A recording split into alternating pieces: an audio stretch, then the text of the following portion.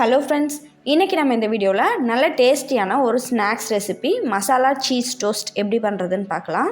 இது பண்ணுறதுக்கு ஒரு ஃப்ரை பேனில் ஒரு 3 டீஸ்பூன் அளவுக்கு எண்ணெய் ஊற்றிக்கோங்க.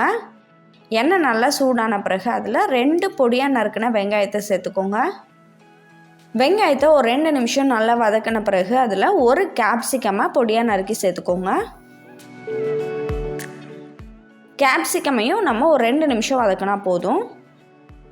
அதுக்கப்புறமா நம்ம ஒரு 100 கிராம் அளவுக்கு காளான பொடியாக நறுக்கி சேர்த்துக்கலாம். இதை நல்லா கலந்து விட்டுக்கோங்க. இப்போ இதில் 1 டீஸ்பூன் இஞ்சி பூண்டு விழுதையும் சேர்த்து நல்லா கலந்து விட்டுக்கோங்க. இஞ்சி பூண்டோட பச்சை வாசனை போகிற வரைக்கும் நம்ம நல்லா வதக்கிக்கலாம். இப்போ பாருங்கள், இது எல்லாத்தையும் நம்ம ஒரு 5 நிமிஷம் நல்லா வதக்கியாச்சு. இது கூட நம்ம 2 பெரிய சைஸ் தக்காளியை நல்லா பொடியாக நறுக்கி சேர்த்துக்கலாம். தக்காளியை சேர்த்து நல்லா கலந்து விட்ட பிறகு இதில் கொஞ்சமாக மஞ்சள் தூள் சேர்த்துக்கோங்க. 1/2 டீஸ்பூன் உப்பு சேர்த்துக்கோங்க.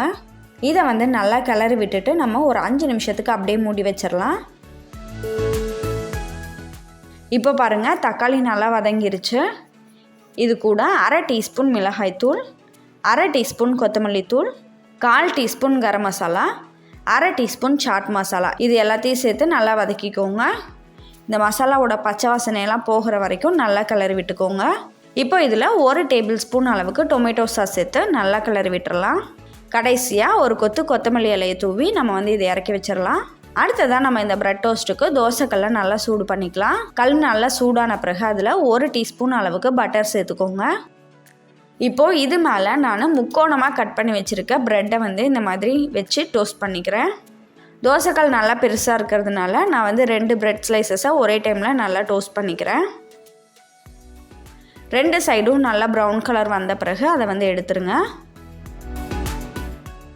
இப்போது திரும்பவும் இந்த தோசைக்கல் மேலே 1 டீஸ்பூன் அளவுக்கு வெண்ணெய் சேர்த்துக்கோங்க. இப்போது இது மேலே நம்ம ரெடி பண்ணி வச்சுருந்த வெஜ் மசாலாவை சேர்த்துக்கலாம். இப்போது இதுக்கு மேலே நம்ம டோஸ்ட் பண்ணி வச்சுருந்த ப்ரெட்டை சேர்த்துக்கோங்க. இந்த சைடு மீதி இருக்கக்கூடிய மசாலாவை இந்த பிரெட் ஸ்லைசஸ்க்கு மேலே இந்த மாதிரி அப்ளை பண்ணிக்கோங்க. இப்போது இதை நம்ம 2 சைடும் திருப்பி போட்டு நல்லா வேக வச்சு எடுத்துக்கலாம். இந்த பிரெட் 2 சைடும் நல்லா குக் ஆன பிறகு இந்த பிரெட் மேலே ஒரு சீஸ் ஸ்லைஸ் வச்சுக்கோங்க. நான் சீஸ் ஸ்லைஸையும் இதே மாதிரியே ட்ரையாங்கிளாக கட் பண்ணி எடுத்திருக்கேன். இப்போது இதுக்கு மேலே இந்த சைடு உள்ள ப்ரெட்டை எடுத்து வச்சுருங்க. இப்போ பாருங்கள், நல்லா டேஸ்டியான மசாலா சீஸ் டோஸ்ட் ரெடி ஆகிடுச்சு.